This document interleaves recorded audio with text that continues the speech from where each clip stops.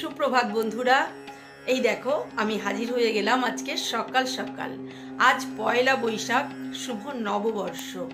তাই প্রথমেই আমার তরফ থেকে আমার সকল বন্ধুদের জানাই শুভ নববর্ষের আন্তরিক প্রীতি, শুভেচ্ছা ও ভালোবাসা। ঈশ্বরের কাছে প্রার্থনা করি তোমরা সারা বছর ভালো কাটাও, ভালো থাকো, আনন্দে থাকো। আজকে দেখো সকালবেলা আমি আজকে পুজো টুজো করে আমি দেখো ঠাকুরঘর থেকেই ঠাকুরের সামনে বসে আজকে ব্লগটা শুরু করছি। ভালো লাগছে আজকে, বেশ সকালটা মনটা ভালো হয়ে গেল। আজকে সকাল সকাল ঘুম থেকে উঠে সমস্ত কাজ সেরে স্নান করে উপোস থেকে আমি প্রতি বছরের মতো প্রথমেই পুজোটা দিয়ে নিই। আর আজকে তো আমার ঘরে আসে নতুন ঠাকুর আনা হয়, গণেশ ঠাকুর। আর পুরনো ঠাকুরকে নামিয়ে দিই আমি, আর নতুন করে প্রতি বছরই গণেশকে এনে আমি সিংহাসন বসাই। তো এতক্ষণ ঠাকুর ঘরে বসে আমি পুজোটা সারলাম, দেখো তোমাদের তো দেখালাম একটু। আর পুজো শেষে এখন যাব রান্নাঘরে।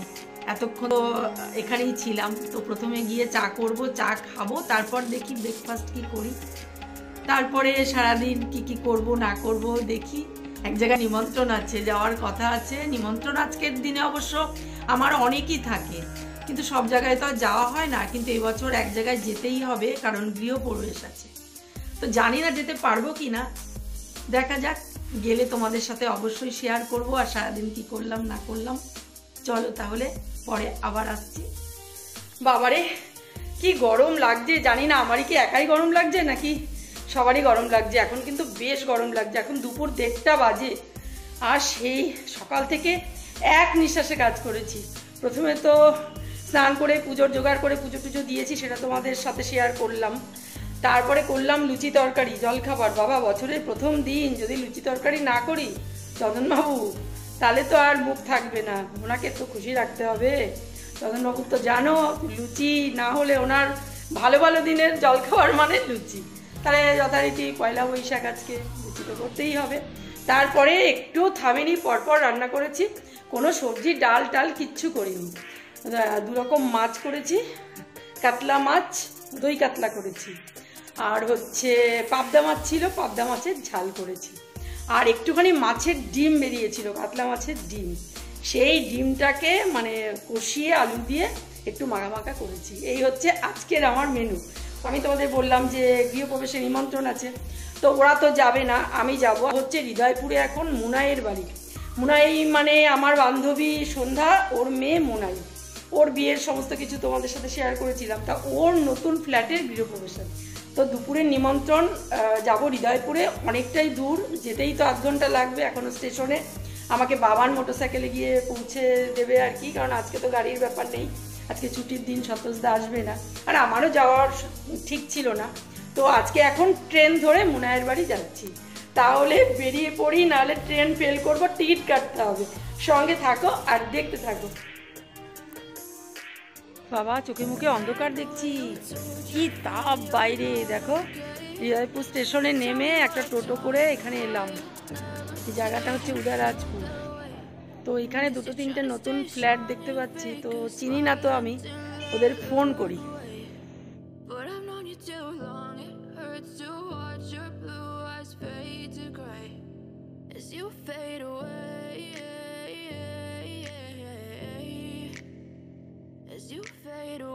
এই যে এসে গেছি, শিল্পী রানী। আবার অনেকদিন পর দেখা, সেই বিয়ের সময়, সোনাইয়ের বিয়ের সময় সবাই একসাথে হয়েছিলাম।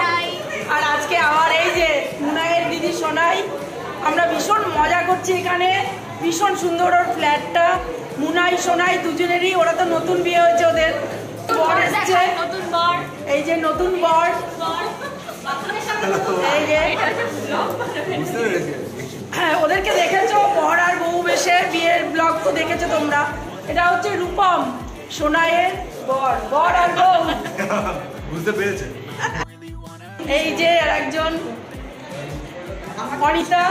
এখন সবাই আসলে অন্য সাজে ছিলাম, তো বিয়ের সময় তো আমি 2-3টে ব্লগ বানিয়েছি। আর তখন তো অনিতাকে দেখেছো সবাই তোমরা, আমার বান্ধবী অনিতা। আর সন্ধ্যাও আছে। আর ওরা তো কাশ্মীর বেরিয়ে আসলো, এই যে কাশ্মীর ট্যুর দিয়ে আসলো 12 দিন। ওরা কালকে পৌঁছেছে, আবার আজকে গৃহপ্রবেশে এসেছে। চলো আবার পরে দেখা হচ্ছে, কথা বাই। ঠিক আছিস তো?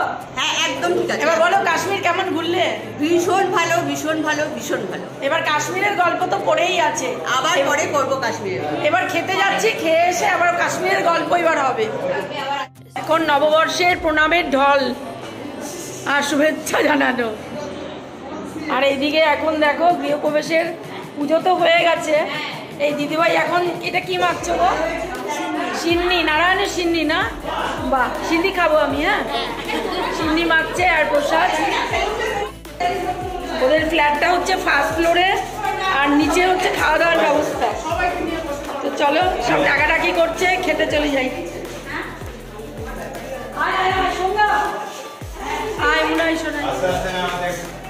যে ছোটেলাল ভাই, এই যে ছোটেলাল ভাইকে সঙ্গে দেখা হয়ে গেল। ওই মুনাইয়ের সময়, বিয়ের সময় তো তুমি সব রান্না বান্না করেছো, মানে এই দিনের বেলা আগে। তা যাই হোক, অনেকদিন পর তোমার হাতে রান্না খাবো এখন। ভালো আছে তো? বাহ, এই যে পাতে করেছে এখন পোলাও, আলুর দম, বেগুনি,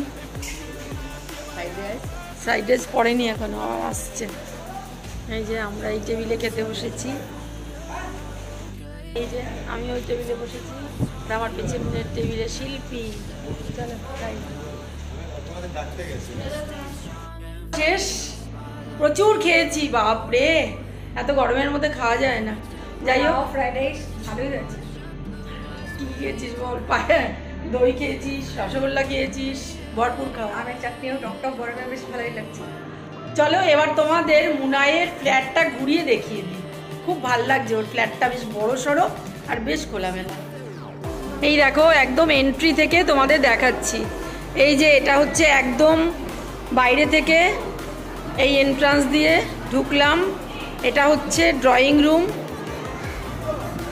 এই যে শিল্পী রানী দাঁড়িয়ে আছে এখানে। আর এখানে দেখো ড্রয়িং রুমের পাশে এই একটা বেডরুম, তারপরে এই একটা বেডরুম, আর এটা হচ্ছে কমন বাথরুম। আর এখানে মানে বেসিনের ব্যবস্থা রয়েছে। এখানটা মানে ডাইনিং টেবিল পাতা হবে না? হ্যাঁ। আর কিচেনটা দেখো এখনো পুরোপুরি সাজানো গোছানো হয়নি, তো ওপেন কিচেন, ভালোই লাগছে।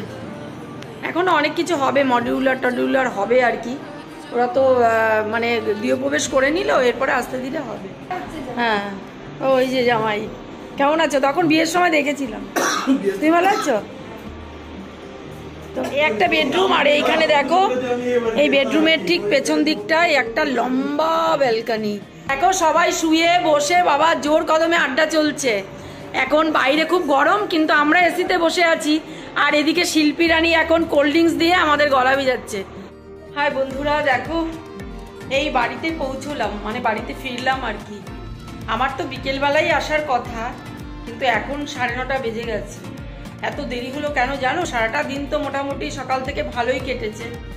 বিকেলবেলায় সন্ধ্যার খুব শরীর খারাপ হয়েছে। মানে খাওয়ার পর ওর এমনিতেই একটু শরীরটা খারাপ ছিল, কারণ ও মানে কাশ্মীর থেকে ঘুরে এসছে, গতকালই পৌঁছেছে কলকাতায়। প্রায় 13-14 দিন মানে ট্যুর করেছে। এমনিতেই শরীরটা খারাপ ছিল, তারপরে আছে খাওয়া দাওয়ার পরে মানে সাংঘাতিক গ্যাস হয়ে গিয়ে মানে একদম অস্থির করছে। সেই মেয়ে যায় সবাই ভীষণ ভয় পেয়ে গেছে। সবাই ভাবছিল যে হসপিটালাইজ করতে হবে, এতটাই সিরিয়াস হয়ে গেছিল। তো তারপরে ডক্টরের কাছে নিয়ে যাওয়া হয়। তো ডাক্তার একদম ফুল রেস্ট করে দিয়েছে আর ওষুধ দিয়েছে। তো তারপরে এখন একটু স্টেবল পর্যায়ে আছে এবং বাড়িতে চলে এসছে। তো আমি কি করে ফেলে আসি বলো সেই মানুষটাকে? তাই সেই কারণে মানে ডক্টর দেখিয়ে কি বলে না বলে সেটা শুনে মোটামুটি একটু নিশ্চিন্ত হয়েছি যে ভয়ের কিছু নেই। তারপর আমি ট্রেন ধরে এই বাড়িতে পৌঁছালাম। ভীষণ গরম লাগছে, এখন পোশাক চেঞ্জ করব। আর তার আগে তোমাদের সাথে এসে একটু কথা বললাম, কারণ ব্লগটাতে শেষ করতে হবে। যাই হোক বন্ধুরা, গরমের মধ্যে আর বকবক করবো না। আজকের ভিডিওটা তোমাদের কেমন লেগেছে অতি অবশ্যই জানিও। আর যদি ভালো লেগে থাকে তাহলে বরাবরের মতো একটা লাইক করে দিও। ফিরছি খুব তাড়াতাড়ি নতুন ব্লগ নিয়ে। সবাই খুব ভালো থেকো। Good night.